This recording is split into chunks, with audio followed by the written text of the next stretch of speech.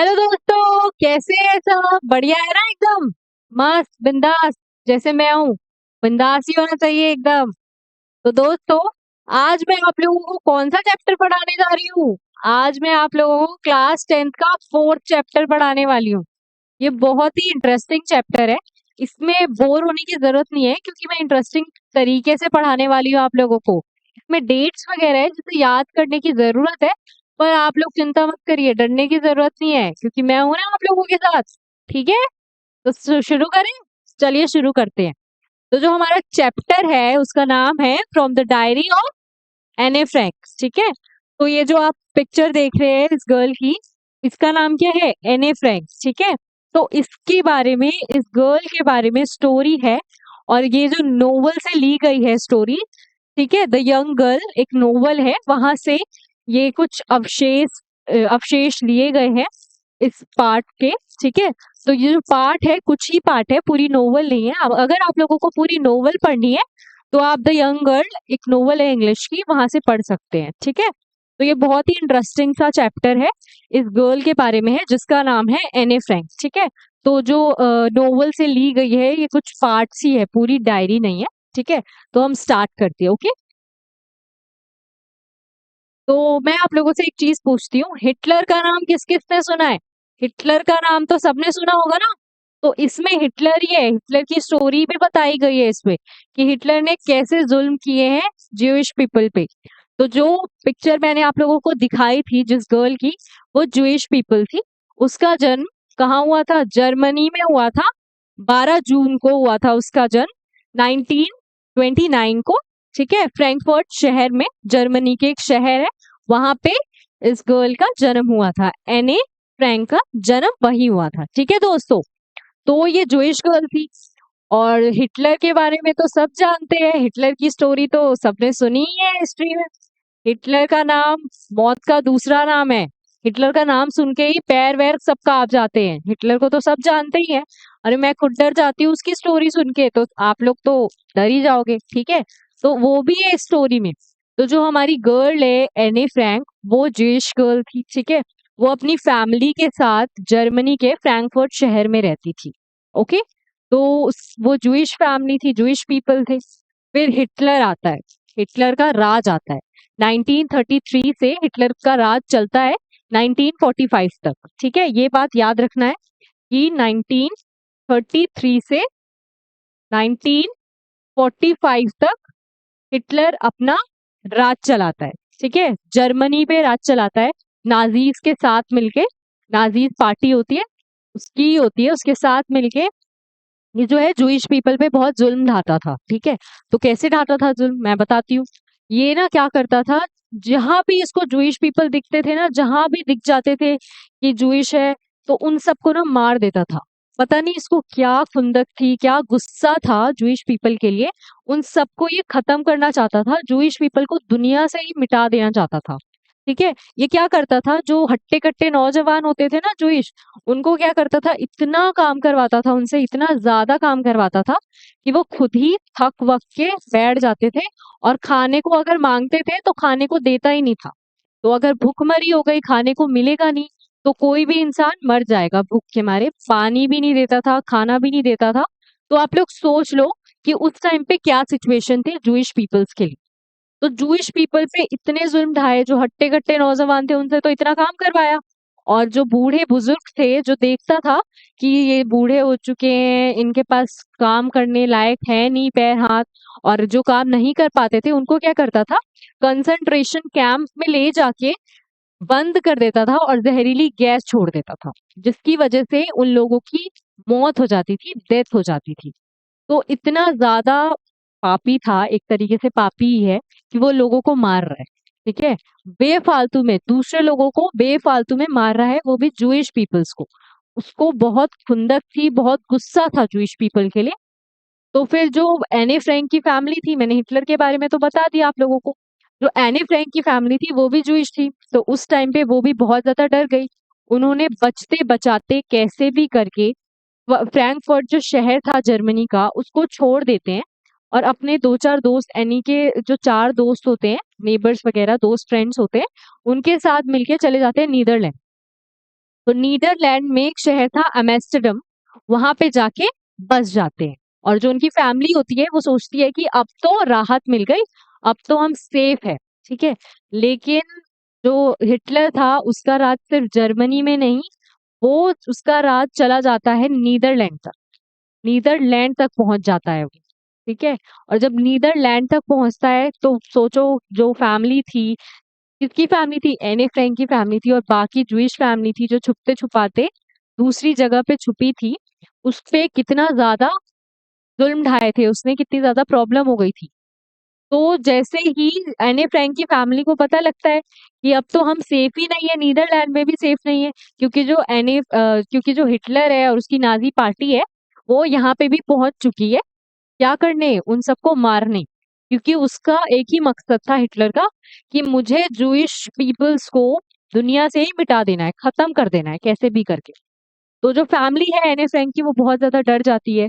वो छुपते छुपाते, जो उसके पापा होते हैं, उसके फादर का नाम होता है ऑटो फ्रैंक, ठीक है। तो ऑटो फ्रैंक की जो ऑफिस है नीदरलैंड में एम्स्टर्डम में, वहां पे ऑफिस के छत पे 2 साल तक वो छुपे थे। तो आप सोचो कि 2 साल तक वो ऑफिस की छत पे छुपे हुए थे। किससे छुपते छुपाते, हिटलर और उसकी नाजी पार्टी से, जो कि ज्यूइश पीपल्स को मार रही थी। तो छुप गए। तो वो लोग कैसे भी करके अपने फूड का, खाने का बंदोबस्त करते थे, और नहीं भी मिलता था तो बिना खाए रह जाते थे, क्योंकि कोई भी पीपल अपनी जान बचाने के लिए, कोई भी पर्सन कुछ भी कर सकता है, ऑब्वियस सी बात है, सबको अपनी जान प्यारी है। तो उनको भी, एनी फ्रैंक की जो फैमिली थी, उनको भी अपनी जान बहुत ज्यादा प्यारी थी, ठीक है।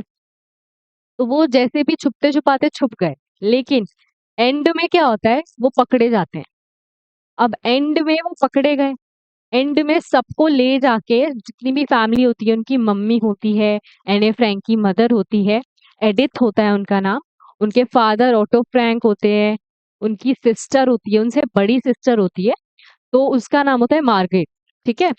तो उसको ले जाके, और खुद एनी फ्रैंक को, सबको, चारों मेंबर्स को ले जाके कॉन्सेंट्रेशन कैंप में डाल देते हैं, और जहरीली हवा छोड़ देते हैं, जिसकी वजह से सबकी डेथ हो जाती है।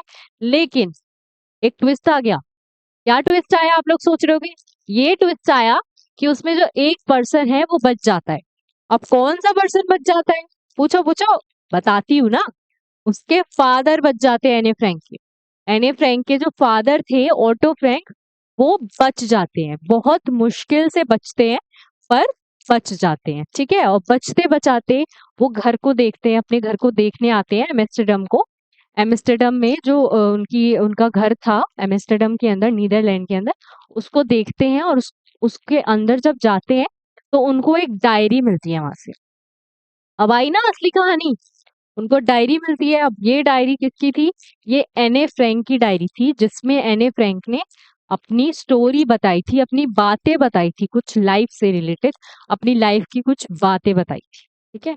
तो जब वो पढ़ते हैं तो वो सोचते हैं कि इस डायरी को पब्लिश होनी चाहिए, इस डायरी को मुझे पब्लिश करना है, हर पूरे दुनिया में पब्लिश करना है, कि सबको पता चले। क्योंकि उस डायरी में एने फ्रैंक ने हिटलर के बारे में भी लिखा होता है, और खुद की लाइफ के बारे में भी लिखा होता है। तो वो डायरी जब पब्लिश हो जाती है, तो उसी डायरी की बात कर रही हूँ, जो नोवेल है द यंग गर्ल, किसकी है, एने फ्रैंक की है, ठीक है। तो ये बात होती है, तो वो सोचते हैं कि इसको पब्लिश करानी ही चाहिए, क्योंकि उनकी बेटी ने ये डायरी खुद से लिखी होती है, उसकी पूरी लाइफ की स्टोरी लिखी होती है उसमें, ठीक है दोस्तों। अब पूरी नहीं, जितनी भी उसने जी है, जिंदगी जी है, उतनी 16 साल की उम्र में ही उसकी डेथ हो जाती है, ठीक है। कैसे होती है, हिटलर की जो भी मार देता है हिटलर, उसको कॉन्सेंट्रेशन कैंप में ले जाके पूरी फैमिली को, तो वैसे डेथ हो जाती है, लेकिन उनके फादर बच जाते हैं, तो उनको ही डायरी मिलती है। तो वो जो डायरी थी वो सिर्फ डच लैंग्वेज में लिखी हुई थी, डच लैंग्वेज में लिखी हुई थी। और जो उसके फादर है वो सोचते थे कि सिर्फ डच लैंग्वेज में नहीं, इसको पूरी दुनिया में हर लैंग्वेज में पब्लिश होनी चाहिए, ठीक है। तो हर लैंग्वेज में पब्लिश करवाते हैं वो, और पूरी दुनिया में ये जो डायरी है उनकी डॉटर ने लिखा था उसको फैलाते हैं, ताकि सबको पता चले, ठीक है। उसकी जो फैमिली है वो कैसी थी, सब चीज के बारे में उस डायरी में लिखा गया था। उनकी फैमिली, हिटलर की जुल्म थे उसके बारे में भी लिखा हुआ था, ठीक है दोस्तों। तो क्या होता है, जब डायरी पब्लिश हो जाती है तो इसकी फिल्म्स भी आती है, फिल्म्स बनाए गए थे, सीरियल्स वगैरह, न्यूज़पेपर्स में भी छपती है ये बहुत ज़्यादा, न्यूज़ में बहुत ज़्यादा मतलब कामयाबी बटोर लेती है एक तरीके से ये डायरी, बहुत ज़्यादा फेमस हो जाती है एक तरीके से डायरी, ठीक है? और ये डायरी सबसे ज़्यादा पढ़े जाने वाले से एक है ये डायरी, ठीक है दोस्तों? सो जब ये सब हो जाता है, उसके बाद जब उसके फादर इस डायरी में क्या थे, जब वो फादर उसकी डायरी खोल के देखते हैं तो वो पढ़ते हैं, ठीक है? पूरी डायरी पढ़ते हैं एक तरीके से। तो डायरी में क्या लिखा हुआ था? डायरी में स्टार्टिंग में क्या लिखा हुआ था? डायरी में लिखा हुआ था कि मेरे जो पापा है, ऑटो फ्रैंक फादर है, वो दुनिया के सबसे अच्छे फादर है। मतलब वर्ल्ड बेस्ट फादर है, वो सबसे अच्छे पिता है, ठीक है? वो बोलती है एने फ्रैंक डायरी में लिख के कि जो मेरे फादर है उन्होंने 36 साल की उम्र में शादी की, मतलब 36 की एज में उन्होंने शादी की मेरी मम्मी एडिथ से, मेरी माताश्री से, जब वो 25 इयर्स की थी, 25 साल की थी, 25 वर्ष की थी, और मेरे पापा मेरे फादर 36 वर्ष के थे, 36 इयर्स के थे, ठीक है? तो वो बोलती है उन्होंने अपनी 36 साल की उम्र में शादी की और मेरी मम्मी उस टाइम पे 25 साल की थी, ठीक है? वो बोलते हैं कि मेरे पापा जो है वर्ल्ड के बेस्ट फादर थे, उन जैसा फादर तो कोई हो ही नहीं सकता, ठीक है? और जब उनकी शादी हो जाती है, शादी के बाद 1926 में उनकी सिस्टर, बड़ी सिस्टर का जन्म होता है फ्रैंकफर्ट में शहर में, ठीक है? फ्रैंकफर्ट शहर जो होता है ना, वही जन्म होता है जर्मनी के फ्रैंकफर्ट शहर में उनकी सिस्टर का, ठीक है दोस्तों? तो उसी के 3 साल बाद 1929 में जन्म होता है एने फ्रैंक का, ठीक है? जिसके बारे में हम पढ़ रहे हैं। तो एने फ्रैंक का जन्म होता है, वो बोलती है कि मेरा जन्म भी कहाँ हुआ था? जर्मनी के फ्रैंकफर्ट शहर में ही हुआ था। तो उसके बाद जब वो 4 साल की हो जाती है, 4 साल तक तो वो जर्मनी में रहते हैं, फ्रैंकफर्ट शहर में रहते हैं, ठीक है? 4 साल के बाद क्या होता है, वो वहां से चले जाते हैं। जो उनकी मदर होती है और फादर होते हैं, सबसे पहले उनके फादर होलैंड चले जाते हैं 1933 में, पोलैंड चले जाते हैं। उसके बाद उनकी मदर जो होती है वो सितंबर में पोलैंड चली जाती है, ठीक है? और उनकी जो सिस्टर होती है, ठीक है? उनकी सिस्टर और वो कहाँ जाते हैं? चैन चले जाते हैं उनकी ग्रैंड मदर के साथ, ओके? तो वो दोनों अपनी ग्रैंड मदर के साथ दूसरे शहर में चले जाते हैं और उनकी मदर और उनके फादर एक शहर में चले जाते हैं, ठीक है? लेकिन सबसे पहले उनके फादर जाते हैं, फिर सितंबर में उनकी मदर जाती है 1933 में, ठीक है दोस्तों? तो जब दिसंबर आता है तो दिसंबर में उनकी जो सिस्टर होती है, बड़ी सिस्टर, वो चली जाती है पोलैंड, ठीक है? और ऐसे ही करते करते जब फेब्रवरी आ जाता है, जब फेब्रवरी आ जाता है और जनवरी फेब्रवरी नेक्स्ट मंथ आ जाता है, तो क्या होता है? Next month means next year 1933 से 1934। तो 1934 में कौन चली जाती है? हमारी एने फ्रैंक चली जाती है होलैंड, ठीक है? वो पहले अपनी ग्रैंड मदर के साथ रहती थी और फिर होलैंड चली जाती है अपने मदर फादर के साथ, ठीक है दोस्तों? और फिर आगे की स्टोरी ये है कि वो जिस स्कूल में पढ़ती थी, तो वो बता रही होती है कि जिस स्कूल में पढ़ रही होती है, नर्सरी स्कूल होता है वो, उसमें वो फर्स्ट स्टैंडर्ड में पढ़ाई स्टार्ट करती है। फर्स्ट स्टैंडर्ड में पढ़ाई स्टार्ट करती है जब वो 6 साल की थी, 6 वर्ष की थी, तब एने फ्रैंक पढ़ाई स्टार्ट करती है और वो स्कूल में फर्स्ट स्टैंडर्ड में जाती है। और जब 6 स्टैंडर्ड में पहुंच जाती है तो वो बताती है कि उनकी एक टीचर थी, ठीक है? उनकी टीचर थी, उनसे उनको बहुत ज़्यादा लगाव हो गया था। जैसे होता है ना, हमारी भी टीचर से हमें बहुत ज़्यादा लगाव हो जाता है। कोई एक टीचर तो ज़रूर होता है किसी ना किसी का, जिससे आपको इतना लगाव हो जाता है, इमोशनली अटैच हो जाते हो, ठीक है?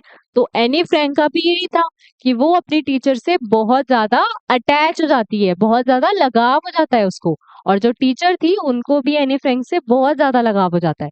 तो दोनों इतने ज़्यादा इमोशनल हो जाते हैं जब उसको फेयरवेल मिलता है, एने फ्रैंक को, जब वो स्कूल छोड़ के जाती है, इतना ज़्यादा अच्छा फेयरवेल दिया जाता है एने फ्रैंक को, क्योंकि वो अपनी टीचर से इतनी ज़्यादा अटैच थी, तो उनका मन नहीं करता है, बट उनको जाना तो पड़ेगा ना, तो वो जाती है स्कूल छोड़ के। तो यही बताया गया है कि किसी ना किसी टीचर से तो हमें लगाव हो ही जाता है, क्योंकि हर किसी की लाइफ में एक ऐसा टीचर ज़रूर होता है, जिससे उसको इतना लगाव होता है कि वो उससे सब कुछ शेयर कर सके। ठीक है दोस्तों? तो यही एने फ्रैंक के साथ होता है कि वो उस टीचर से बहुत ज़्यादा क्लोज़ हो जाती है। ठीक है दोस्तों? क्या होता है, जो एने फ्रैंक होती है, वो बताती है कि मैंने डायरी इसलिए स्टार्ट करी लिखना क्योंकि मेरा कोई दोस्त ही नहीं था। मेरा कोई भी दोस्त नहीं था जिससे मैं अपनी दिल की बात शेयर कर सकूं। ठीक है? ऐसे इमोशनली वाले बातें होती है ना, इमोशनली जो सिर्फ फ्रेंड्स के साथ ही शेयर करी जाती है। जो सबसे ज्यादा सीक्रेट्स होते हैं हमारे किसके पास होते हैं? फ्रेंड्स के पास होते हैं। तो वही एने फ्रैंक का था कि वो बोलती थी कि मेरे सीक्रेट्स मैं किसे बताऊं, क्योंकि मेरा ऐसे दोस्त तो है, उनके दोस्त तो होते हैं, लेकिन वो ऐसे पक्के वाले बेस्ट फ्रेंड नहीं होता, वैसे वाले दोस्त नहीं है जिसके साथ वो शेयर कर सके अपनी दिल की बातें। तो यही बताती है एने फ्रैंक कि मेरे पास कोई दोस्त नहीं है, इसलिए मैं डायरी लिखूं। उनको ये डायरी उनके बर्थडे पे 12 जून को उनके बर्थडे पे दी जाती है, जब वो 13 साल की होती है। ठीक है? जब वो 13 साल की होती है तभी वो डायरी लिखना स्टार्ट करती हैं। तो उनके बर्थडे पे ये डायरी एक प्रेजेंट के तौर पे किसी ने दी होती है उन्हें। तो वो बर्थडे पे लिखना स्टार्ट करती है क्योंकि उनका कोई भी दोस्त नहीं होता है। तो वो बोलती है कोई बात नहीं, दोस्तों से अच्छा तो ये डायरी है, क्योंकि ये पेशेंसली सब्र करके ये हर बात सुनता है और ऐसे नहीं बोलता कि नहीं नहीं मेरे को अब पूरी बात मत बता, आधी स्टोरी बता दे, जो जितनी भी है तेरी इंपॉर्टेंट बात। तो होता है ना, बहुत सारे लोग बोलते हैं जब हमारे फ्रेंड्स को हम बताते हैं बातें, तो वो बोलते हैं ना कि नहीं नहीं ये वाली बात मत बता, तू इम्पोर्टेंट टॉपिक ही बता, इम्पोर्टेंट बात ही बता, जो तेरा मेन है वो वाली बात बता बस तू। सब्र नहीं रखते कोई कोई, अरे भाई जल्दी बता मुझे सुननी है ये बात। होता है ना, बहुत सारे दोस्त बोलते हैं अरे जल्दी बता, मुझसे सब्र नहीं हो रहा है, मुझसे पेशेंस नहीं हो रहा है, वो मेन बात बताना जो तू बताने वाला है। तो एने फ्रैंक यही बोलती है कि डायरी में ही पेशेंस है, डायरी ही एक ऐसी चीज है जिसमें पेशेंस है, जिसको मैं सारी दिल की बात बता सकती हूँ खुल के, और वो हल्ला नहीं मचाएगी कि जल्दी जल्दी मुझे बताओ, और मुझे जज भी नहीं करेगी। उनका मतलब ये भी था कि जो लोग होते हैं, जो पर्सन होते हैं, जब हम उन्हें बात बताते हैं तो कभी कभी वो लोग हमें जज कर लेते हैं। जैसे हमने कोई फैमिली की बात बताई कि मेरी फैमिली में तो ये हो रहा है, तो दोस्त क्या करते हैं, दोस्त तो ये जज कर लेते हैं ना, कोई कोई दोस्त जज कर लेता है, बट कोई कोई होता है कि जज नहीं करता। बट एने फ्रैंक बोलती है कि बहुत सारे जो लोग होते हैं वो जज कर लेते हैं, अगर तुम उन्हें अपनी फैमिली की बात बताते हो तो उनको ऐसा लगता है कि अरे इसकी फैमिली तो ऐसी सी है, इसकी फैमिली तो बेकार है, इससे अच्छी तो मेरी फैमिली है। तो ये जज करना हुआ, ठीक है, तो वो जज कर लेती है।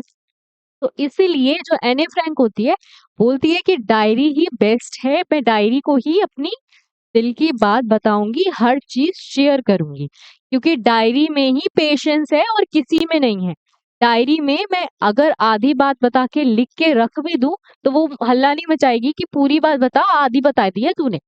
तो यही बोलती है कि डायरी में मैं आधी बात बता के लिख के रख देती हूँ और आधी बात नेक्स्ट डे बताती हूँ या उसके नेक्स्ट डे बताती हूँ। तो कोई प्रॉब्लम नहीं होती क्योंकि डायरी में पेशेंस है, सब्र है। इसलिए डायरी मेरी फ्रेंड है, मैं डायरी को हर बात बताऊंगी। ठीक है? और वो उस डायरी का नाम रख देती है किटी। ठीक है? उनकी फ्रेंड बन जाती है वो डायरी में हर बात लिखती है, हर एक छोटी छोटी बात, और उस डायरी का नाम लिख देती है किटी। वो बोलती है डियर किटी। ठीक है? तो डियर किटी, जो मेरे फादर है वो वर्ल्ड के बेस्ट फादर है, और मैंने जो आपको स्टोरी बताई कि जो मदर से शादी होती है जब वो 36 वर्ष के होते हैं, और जब उनकी मदर 25 ईयर्स की होती है, एने फ्रैंक की मदर, और उनकी जो डॉटर होती है, बड़ी सिस्टर होती है, कौन सी, एने फ्रैंक की जो बड़ी सिस्टर होती है, उनका जन्म होता है 1926 में, और एने फ्रैंक का जन्म होता है 1929 में, फ्रैंकफर्ट शहर में, जर्मनी के। ठीक है? उसके बाद वो होलैंड चले जाते हैं। लेकिन उसके बाद क्या होता है, जो उनकी ग्रैंड मदर होती है ना, 1941 में उनकी हालत खराब हो जाती है। उनकी जो हालत है वो बहुत ज्यादा बिगड़ जाती है, बहुत ज्यादा तबीयत खराब हो जाती है। होता है जो बुजुर्ग होते हैं उनकी, उनको ज्यादा ध्यान देने की जरूरत होती है, ज्यादा उनका इलाज करवाने की जरूरत होती है, हर टाइम मेंटेन करना पड़ता है उनको। ठीक है? तो उनको डॉक्टर के पास भी लेके जाना पड़ता है। तो यही बात कही है एने फ्रैंक ने कि जो मेरी ग्रैंड मदर थी वो बहुत ज्यादा बूढ़ी हो गई थी, उनकी ग्रैंड मदर, तो उनकी जो तबीयत है वो खराब होने लगती है, और उनके बहुत सारे ऑपरेशंस भी होते हैं। ठीक है? तो उस साल जो उनका बर्थडे है वो ढंग से नहीं मनता है, ठीक ठाक से नहीं मनता है, क्योंकि जो उनकी ग्रैंड मदर है उनकी तबीयत खराब होती है। उसके बाद जब 1942 आता है तो उनकी ग्रैंड मदर की डेथ हो जाती है। और जब उनकी डेथ होती है तो जो एने फ्रैंक होती है बहुत ज्यादा अंदर से टूट जाती है। उनको बहुत बुरा लगता है क्योंकि उन्हें ही पता था कि उनका क्या रिलेशन था उनकी ग्रैंड मदर के साथ साथ। ठीक है। तो हमारा भी रिश्ता होता है, हमारा भी रिलेशन होता है अपनी दादी दादा के साथ, वैसे ही एने फ्रैंक का रिलेशन था उनकी दादी के साथ, उनकी ग्रैंड मदर के साथ। तो वही बता रही होती है कि मैं बहुत ज्यादा टूट गई थी, मुझे ही पता है कि मेरी क्या हालत हुई थी जब मेरी दादी की डेथ हुई थी, जब मेरी दादी मर गई थी। तो वो बोलती है कि उस साल भी 1942 में भी उनका बर्थडे कुछ खास ढंग से नहीं मना, लेकिन बर्थडे मना और उन्होंने कैंडल के साथ, अपनी जो कैंडल्स जल रही थी उनके साथ उन्होंने अपनी दादी के लिए कैंडल जलाई, जो अलग से ही चमक रहा था, जो ब्राइट कर रहा था, क्योंकि वो उनकी दादी के लिए थी। वो कैंडल उनकी दादी के लिए थी, वो रिप्रेजेंट कर रहा था कि वो भी उधर मौजूद है। जब फैमिली का कोई एक मेंबर चला जाता है, किसी की डेथ हो जाती है, तो कितना बुरा लगता है कि वो वापस तो आएगा नहीं अब। तो सोचो, वही एने फ्रैंक की हालत थी कि उनको बहुत अजीब लग रहा था बर्थडे मनाने में, क्योंकि हर साल जब भी बर्थडे होता था तो उनकी दादी तो उनके साथ रहती ही थी। तो वही हाल हो रहा था एनी फ्रैंक का। जब उनका बर्थडे आता है तो वो बहुत दुखी होती है, वो सोचती है कि दादी ही नहीं है तो क्या, मतलब उनको बुरा लगता है उस टाइम पे। ठीक है दोस्तों, तो आगे की स्टोरी ये है कि एनी फ्रैंक बताती है कि वो स्कूल में पढ़ती है, जिस स्कूल में पढ़ती है वो, वहां पे वो और उनकी फ्रेंड जीएन, वो दोनों एक फ्रेंड होते हैं और पीछे मुड़ के हंस रहे होते हैं बहुत तेजी से। किस पे हंसते हैं? दो लड़कों पे हंसते होते हैं, अरे क्या कर रहा है तू, अरे क्या कर दिया तूने, ऐसे होता है ना। हम भी स्कूल टाइम्स पे यही होता था, स्कूल टाइम्स पे देख के ऐसी मौज मस्ती नहीं करते थे क्लासरूम में, तो वही हो रहा था उनकी क्लासरूम में। उनकी क्लासरूम में सबके पैर बहुत हिल रहे थे, बहुत ज्यादा डर रहे थे, कांप रहे थे। वो बता रही थी कि उस टाइम पे बहुत ज्यादा कांप रहे थे हम, क्योंकि हमारा रिजल्ट आने वाला था, क्योंकि पता चलने वाला था कि कौन नेक्स्ट क्लास में जाएगा और कौन उसी क्लास में रह जाएगा। तो एने फ्रैंक यही बताती है। तो एने फ्रैंक बहुत ज्यादा डर जाती है, क्योंकि वो बोलती है कि मुझे तो भरोसा है कि मैं और मेरी जो दोस्त है जीएन, वो दोनों अच्छे मार्क्स से पास हो जाएंगे, लेकिन मुझे मैथ्स में थोड़ा डर लग रहा है। ठीक है, वो बोलती है ऐसा। और जो उनकी क्लास का माहौल होता है वो ऐसा होता है कि सब एक दूसरे से बोलते हैं कि तेरे मार्क्स इतने आएंगे, मेरे मार्क्स इतने आएंगे, तू फेल होगा मैं पास होऊंगा, मतलब यही चल रहा होता है कि पास कौन होगा। उनकी क्लास में यही चल चल रहा होता है उस टाइम पे। तो जो एने फ्रैंक होती है वो दो लड़कों पे हंस रही होती है पीछे की, अरे तू ये क्या कर रहा है। जैसे होता है ना, क्लास में पीछे डेस्क पे बैठते हैं और दोनों उनकी जीएन फ्रेंड्स और एने फ्रैंक दोनों हंस रहे होते हैं उस दोनों लड़कों पे। तो जो दोनों लड़के होते हैं वो शर्त लगाते हैं, वो दोनों ने शर्त लगा रखी होती है कि कौन पास होगा और कौन फेल होगा। तो दोनों ने अपने छुट्टियों में बचे हुए पैसे से शर्त लगा दी। तो मतलब ये क्या हो गया, मतलब वही इस चीज पे ही हंस रही होती है एने फ्रैंक कि ये क्या कर रहे हैं, ये लोग शर्त लगा रहे हैं और पैसे से शर्त लगा रहे हैं। तो वो हंसती है, वो बोलती है कि मेरी क्लास में जितने भी थे ना वो सारे गधे। तो वो अपनी क्लास की कुछ स्टूडेंट, कुछ बच्चों की बात कर रही होती है कि मेरी क्लास में आधा से ज्यादा तो गधे भरे पड़े हैं। ठीक है, वो बोलती है लेकिन मुझे पूरा विश्वास है कि मैं और मेरी फ्रेंड तो पास हो जाएंगे, बस मुझे डर लग रहा है मैथ्स का। अब आप लोग बताना कि आपका फेवरेट सब्जेक्ट कौन सा था और आपको डर किस सब्जेक्ट से लगता था, कमेंट में जरूर बताना दोस्तों। तो यही एने फ्रैंक का हाल था। वो बोलती है कि मेरी बनती तो सारे टीचर्स थे, उनके कुल 9 टीचर्स थे उनको पढ़ाने वाले, 9 टीचर्स उनको पढ़ाते थे। ठीक है, अलग अलग सब्जेक्ट के टीचर थे। वो बोलती है कि 7 मेल टीचर्स है और 2 फीमेल टीचर्स है। ठीक है, लेकिन वो बोलती है कि मेरी मैथ्स वाले टीचर से तो बनती ही नहीं है, मैथ्स वाले टीचर से तो बिल्कुल नहीं बनती है, किसी बात पे वो मुझे डांटते ही रहते हैं और डांट ही देते हैं। ठीक है, तो वो बोलती है मुझे मैथ्स का तो बहुत ज्यादा डर लग रहा है कि क्या होगा। और उनके मैथ्स टीचर का नाम था किसिंग। ठीक है, उनके मैथ्स टीचर का नाम किसिंग था। वो बोलती है कि जो किसिंग सर है उनसे मुझे बहुत ज्यादा डर लगता है, क्योंकि वो मैथ्स पढ़ाते हैं और मुझे मैथ्स वाले रिजल्ट से भी डर लग रहा है। अब क्यों डर लगता है? क्योंकि जो हमारी एने फ्रैंक है वो बहुत ज्यादा बोलती है, वो चैटर बॉक्स है। ठीक है, तो वो क्लास में रह के अपने दोस्तों से इतनी बातें कर रही है, इतनी बातें करती है, तो उसी बात से उनको डर लगता है कि कहीं मेरे मार्क्स कम ना दे दे मेरे मैथ्स टीचर। ठीक है, तो एने फ्रैंक होती है वही बताती है। तो क्लास में एक दिन क्या होता है, वो क्लास में बैठी होती है। ठीक है, और जो उनके एनए के टीचर होते हैं, ठीक है, एनए के जो टीचर होते हैं वो बहुत ज्यादा बूढ़े और खड़ूस होते हैं, बहुत ज्यादा गुस्से वाले होते हैं। हमारे भी कोई ना कोई टीचर तो जरूर होगा जो गुस्से वाला तो जरूर होगा। ठीक है दोस्तों, तो होता है कोई ना कोई, ऐसा नहीं होता कि नहीं होता, बट कोई ना कोई तो निकल जाता है। ठीक है, तो वो बहुत ज्यादा गुस्से वाले थे और खड़ूस थे। तो उनको ये था, जो एनए के टीचर थे उनको ये था कि जब मैं बात करूं, मैं पढ़ाऊं क्लास में, तो कोई बात ना करे। उनके टीचर को ये था। ठीक है, तो वो पढ़ा रहे होते हैं तो वो देखते हैं कि जो एने फ्रैंक है ना, वो बक बक बक बक बोले जा रही है, किससे, अपने दोस्तों से बात करे जा रही है। तो जो उनके टीचर होते हैं, मैथ्स के टीचर जिनका नाम किसिंग होता है, वो बोलते हैं उनको कि तुम बात क्यों कर रही हो, और वो उनको एक्स्ट्रा होमवर्क दे देते हैं। ठीक है, वो बोलते हैं कि चैटर बॉक्स के बारे में लिख के आना। तो वो बोलती है अरे ये क्या कर दिया।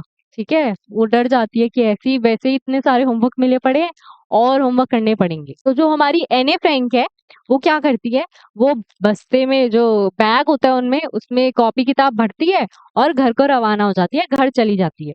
और जब वो घर जाती है तो वो निकालती है अपनी सारी कॉपीज, किताबें सब निकालती है, और वो देखती है सारा होमवर्क तो कंप्लीट कर लेती है। फिर वो चैटर बॉक्स की बारी आती है जिसपे उनके मैथ्स टीचर ने उनको लिखने को बोला था कि चैटर बॉक्स पे लिख के आओ। ठीक है, अब चैटर बॉक्स का मतलब आप लोग सोच रहे होंगे, तो बच्चों दोस्तों, चैटर बॉक्स का मतलब होता है बातूनी।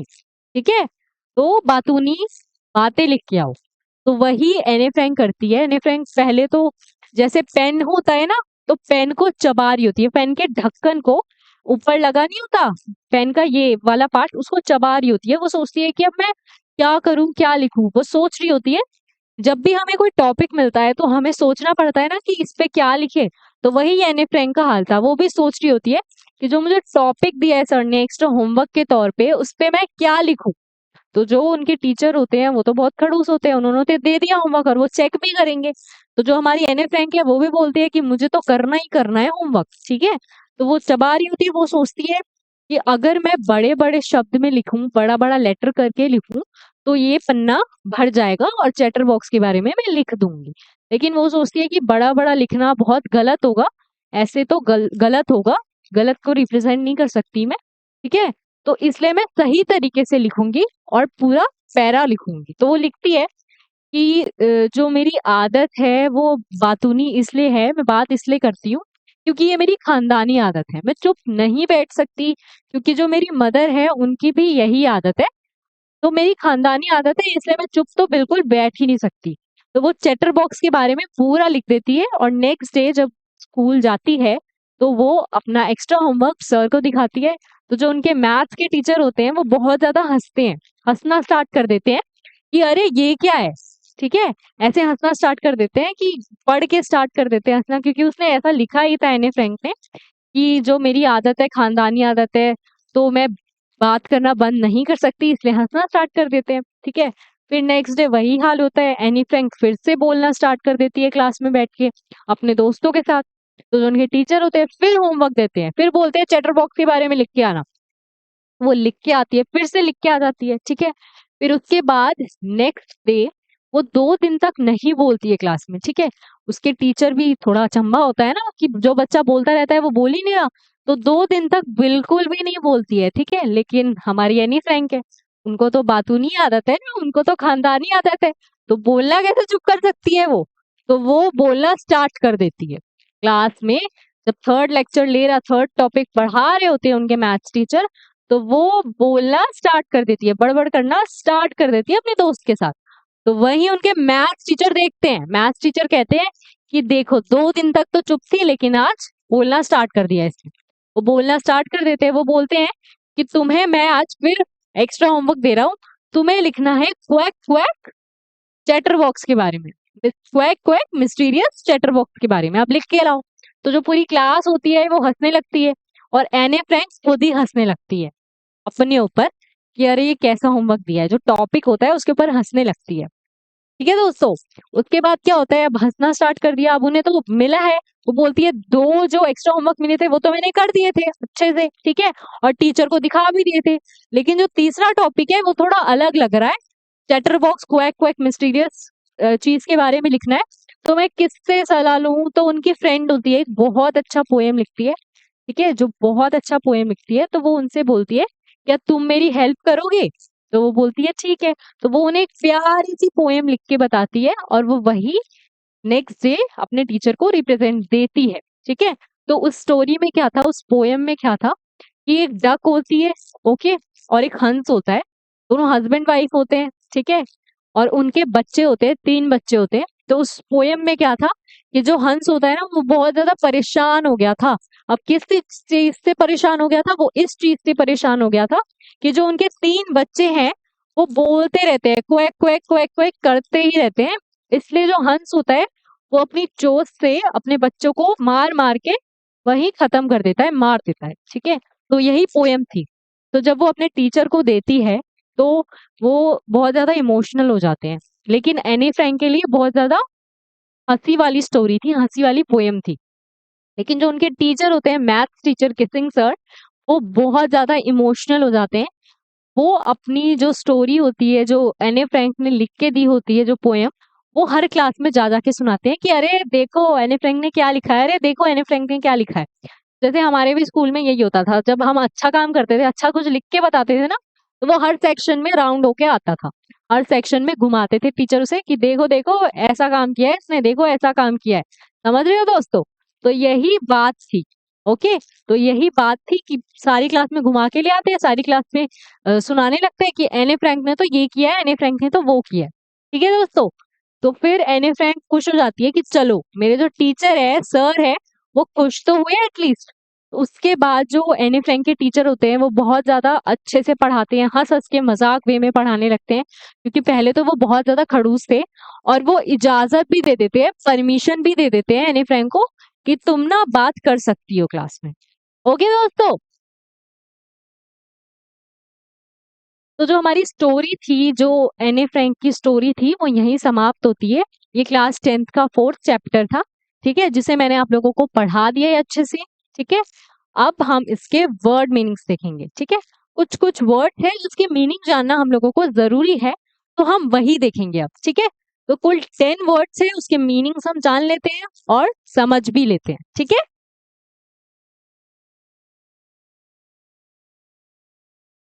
चलिए। तो जो डायरी है, एने फ्रैंक डायरी से मैंने 10 वर्ड्स लिए हैं, वर्ड मीनिंग्स हम बताएंगे उसके। ठीक है, तो एक एक करके बताती हूँ। तो सबसे पहला जो वर्ड है वो है ब्रूडिंग। ठीक है, अब ब्रूडिंग का मतलब क्या होता है? ब्रूडिंग मतलब deeply thinking about something make someone unhappy. मतलब कि डीपली बहुत ज्यादा सोच लेना उस चीज के बारे में जो हमें अनहैप्पी कर रहा हो, जो हमें ना खुश कर रहा हो। कभी कभी होता है ना कि हम लोग भी उस चीज, कोई चीज होती है उसके बारे में इतना ज्यादा सोच लेते हैं, इतना ज्यादा सोच लेते हैं कि हमें बहुत ज्यादा नाखुश कर देती है वो चीज। तो ब्रूडिंग मतलब यही होता है। ठीक है, अब इसका एक एग्जांपल है कि जो एनी फ्रैंक थी, she was set on the chair and brooding about her past.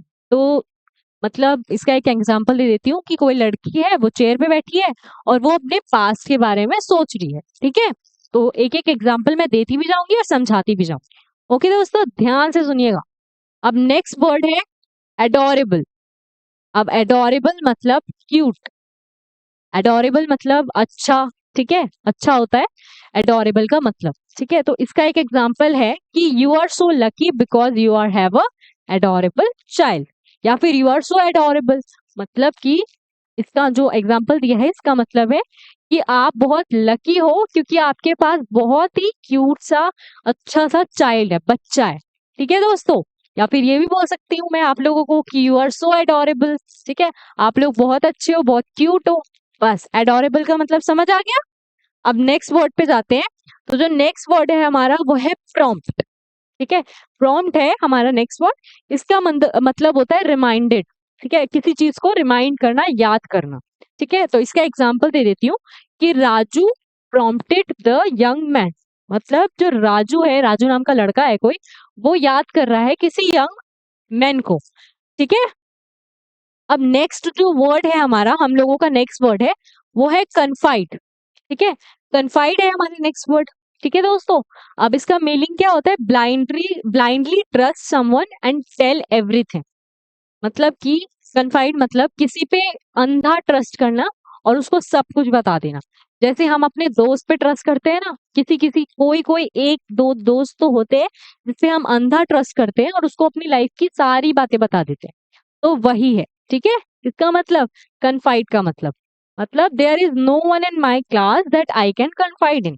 एक एग्जाम्पल है कि there is no one in my class that I can confide in, मतलब कि मेरी क्लास में ऐसा कोई भी नहीं है जिससे मैं अपनी सारी बातें शेयर कर सकूं, अपना सब कुछ ब्लाइंडली ट्रस्ट कर सकूं और उस पर बता सकूं, ठीक है। समझ आ गया दोस्तों। अब नेक्स्ट वर्ड पे आते हैं। जो नेक्स्ट वर्ड है हमारा वो है इनहैंस। इनहैंस का मतलब इम्प्रूव, ठीक है, बेहतर करना किसी चीज को। मतलब अगर हमारे कम मार्क्स आ जाते हैं, एग्जांपल दे रही हूँ, अगर किसी मैथ्स में ही सोच लो कि मैथ्स में अगर हमारे 30 में से 20 आ गए, ठीक है, तो हमारी टीचर भी बोलती है ना कि इम्प्रूव योर सेल्फ, या फिर हम खुद बोलते हैं कि हमें खुद को इम्प्रूव करना पड़ेगा। मतलब जो 20 आए हैं उससे 4-5 ज्यादा मार्क्स ले आओ, या फिर 30 में से 30 ले आओ। तो इम्प्रूव का मतलब समझ आ गया, यही है इम्प्रूव का मतलब। तो एक एग्जांपल और दे देती हूँ कि this is a golden opportunity to enhance your capabilities. मतलब कि एक ये गोल्डन अपॉर्चुनिटी है आप लोगों की खुद को इम्प्रूव कर सके, खुद को इनहेंस कर सके मेरे साथ मिलके, ठीक है दोस्तों। अब हम नेक्स्ट वर्ड पे आते हैं। तो नेक्स्ट वर्ड है हमारा प्लंक डाउन, ठीक है। तो प्लंक्ड डाउन का मतलब ड्रॉप डाउन, मतलब ड्रॉप कर देना किसी चीज को नीचे, ओके। और इसका एग्जांपल है please Planck down your book, मतलब प्लीज प्लंक डाउन बुक को नीचे रख दो, ठीक है, ओके। अब नेक्स्ट वर्ड देखते हैं हम क्या है। तो नेक्स्ट वर्ड जो है वो है हमारा रोमिंग। अब रोमिंग का मतलब होता है मूविंग हेयर एंड देयर, मतलब इधर उधर मूव करना, इधर उधर जाना, जैसे टहलना नहीं होता, वही है किसका मतलब, रोमिंग का मतलब। जैसे चिल्ड्रंस एग्जांपल दे देती हूँ कि क्लासरूम में जो बच्चे हैं, जो चिल्ड्रंस हैं, वो इधर उधर जा रहे हैं, रोमिंग, ठीक है। इंग्लिश में बता देती हूँ मैं आप लोगों को, the childrens roaming around the school ground, ठीक है। जो चिल्ड्रंस है वो स्कूल ग्राउंड में रोमिंग कर रहे हैं, मतलब इधर उधर टहल रहे हैं, इधर उधर जा रहे हैं, ठीक है, समझ आया। अब नेक्स्ट वर्ड है वो हमारा है ट्रैंक्विल। ट्रैंक्विल, ठीक है। अब इसका मतलब होता है काम। काम मतलब शांति, किसी चीज को लेके मतलब कि हम शांत हो जाते हैं, ठीक है। अब इसका एग्जांपल देती हूँ मैं, मतलब हिज ट्रैंक्विल नेचर अट्रैक्ट्स मी सो मच, मतलब उसका जो काम नेचर है उसने मुझे बहुत ज्यादा अट्रैक्ट किया है। मतलब कोई स्टूडेंट है और वो बहुत ज्यादा काम है, वो गुस्सा नहीं करता है, तो उसका जो नेचर है, उसका काम नेचर है, उसका शांत रहने वाला नेचर है, हर चीज को समझ के फिर उस सिचुएशन पे बोलने वाला नेचर है, वो मुझे बहुत पसंद आया, ठीक है। तो यही है इसका मीनिंग, काम का मतलब शांत होके हर चीज को समझना और फिर जवाब भी देना, ओके। अब नेक्स्ट है सकिंग, सल्किंग, ठीक है। अब सल्किंग का मतलब होता है बी साइलेंट, मतलब कि चुप रहना। जैसे क्लास में टीचर्स बोलती है ना कि कीप क्वाइट, ठीक है, जब स्टूडेंट ज्यादा शोर मचाने लगते हैं, तो वही है इसका मतलब कि चुप हो जाना, साइलेंट रहना, बोलना नहीं, एकदम चुप हो जाना, ठीक है। तो इसका एग्जांपल दे देती हूँ मैं आप लोगों को। अब इसका एग्जांपल है I don't like your shirking nature, मतलब कि कोई स्टूडेंट है जो चुप है, मैं उससे पूछ रही हूँ, कुछ क्वेश्चन पूछ रही हूँ कि इसका आंसर बताओ, तो वो बता ही नहीं रहा मुझे, तो आई don't like his sulking nature, मतलब कि मुझे उसका साइलेंट नेचर है वो नहीं पसंद है, उसका साइलेंट जो बिहेवियर है, बर्ताव है, वो मुझे नहीं पसंद है, ठीक है। एक एग्जाम्पल के तौर पे मैंने आप लोगों को बता दिया। अब जो हमारा लास्ट है, लास्ट वर्ड है वो है अनप्रिडिक्टेबल।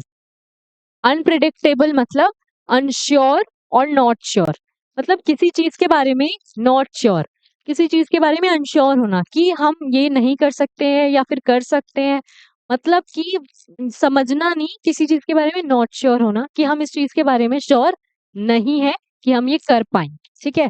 जैसे मुझे छत से छलांग लगानी है, ठीक है, लगानी नहीं है, बस मैं एग्जाम्पल के तौर पे दे रही हूँ, तो मैं श्योर नहीं हूँ कि मैं छलांग लगा भी पाऊंगी या फिर नहीं, मैं नॉट श्योर हूँ, अनश्योर हूँ इस चीज के बारे में, ठीक है दोस्तों। तो इसका एग्जांपल दे देती हूँ मैं कि life is so unpredictable, anything could happen in any time, मतलब जो हमारी लाइफ है, जो हम जी रहे हैं जिस लाइफ को, वो बहुत ज्यादा अनप्रिडिक्टेबल है, क्योंकि कुछ भी कभी भी हो सकता है, हमें नहीं पता, ठीक है।